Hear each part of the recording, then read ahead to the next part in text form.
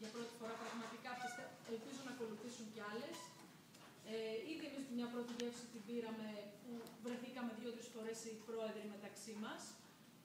Και εδώ απλά να ξεκαθαρίσουμε ότι δεν είμαστε, μπορεί να είμαστε στο πάνελ, δεν είμαστε για να απαντάμε στις ερωτήσεις σας, τουλάχιστον εγώ έτσι το εξέλαβα. Είμαστε για να σας ακούσουμε και να δούμε τι θα κάνουμε από εδώ και πέρα. Θα συμφωνήσω και εγώ με την Ιωάννα ότι ωραία ακούμε προβλήματα αυτά, αλλά τώρα τι γίνεται ή τι σκοπεύουμε να κάνουμε. Γι' αυτό εγώ ήρθα για να σας ακούσω, να ακούσω και προτάσεις. Άκουσα ενδιαφέροντα πράγματα, ειδικά και αυτό με την Επιτροπή με βρίσκει απόλυτα σύμφωνη. Δεν ξέρω αυτό πώς θα γίνει στην πορεία, δηλαδή πώς θα επιλεχθούν κάποια άτομα με τι κριτήρια, ποιος, πόσοι, από όλες τις σχολές και από τα μεταπτυχιακά, όχι μόνο προπτυχιακά, δεν ξέρω τι. Αλλά πιστεύω ότι αυτό ένα πρώτο βήμα έγινε, έστω και με ελλείψεις, έστω και με λυπή ενημέρωση, έστω και από τους 50 όσοι είμαστε εδώ πέρα και ελπίζω να ακολουθήσουμε κι άλλα. Και ελπίζω να σας δούμε και την επόμενη φορά που θα κάνουμε ένα επόμενο βήμα και όχι μόνο εσάς και πολλούς περισσότερους. Ευχαριστούμε πολύ. Το λόγο έχει ο Καραλής Επαμεινώντας, πρόεδρος του Συλλόγου Εργαζομένων στο ΕΑΠ. Αρχικά ήθελα να αναφερθώ στο ζήτημα ενημέρωση που υπήρξε. Κάναμε μια προσπάθεια να στείλουμε το Πανεπιστήμιο, το Ελληνικό Πανεπιστήμιο, σε όλους τους φοιτητές ενημέρωση για τη σημερινή εκδήλωση, αλλά για τεχνικούς λόγους στάθηκε αδύνατο.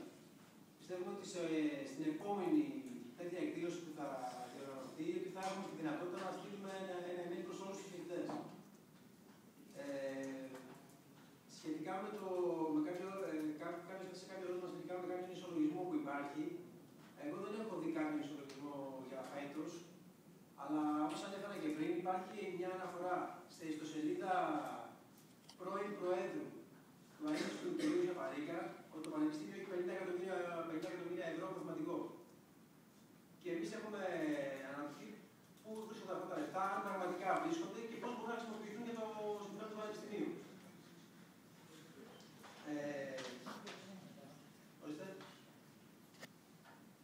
Κάτι άλλο σχετικά με το αν έχουν έρθει άλλοι από επαρχία να ρωτήσουν την κυρία, έχουμε έρθει και εμείς από επαρχία και ελπίζουμε στο μέλλον να έχουμε και άλλη την επαρχία, όπως και άλλη την Αθήνα.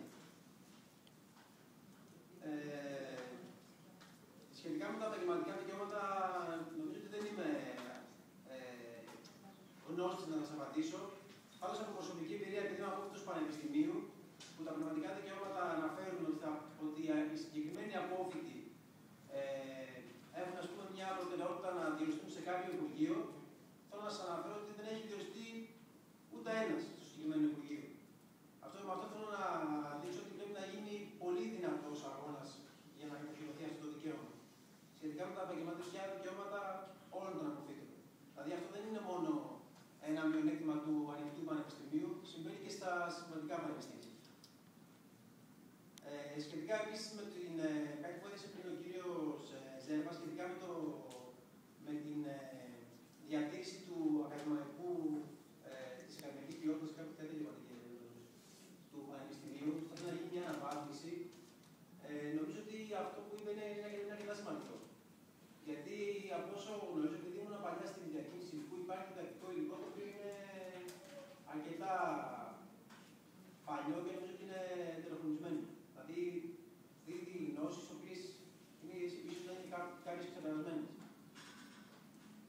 Για να απαντήσω και στην συνάδελφο που μίλησε για το τι είχαμε να κάνουμε εδώ και για το κείμενο που θα πρέπει να καταγραφεί, για να συμπληρώσω αυτό που είπε πριν ο κύριος Μπούσιος, ο συνάδελφος, πιστεύουμε ότι πρέπει να γίνει μια καταγραφή των θέσεων, να βγει ένα ψήφισμα, να γίνει μια συνάντηση με τον πρόεδρο της διοίκησης του Ανοιχτού Πανεπιστημίου, χωρίς να μπορούμε να προεξοφλήσουμε τι ακριβώς, ποιο θα είναι το αποτέλεσμα, αν είναι θετικό ή αρνητικό, και από εκεί πέρα να προχωρήσουμε και στον επόμενο θεσμικό ανώτερο παράγοντα που είναι το Υπουργείο Παιδείας.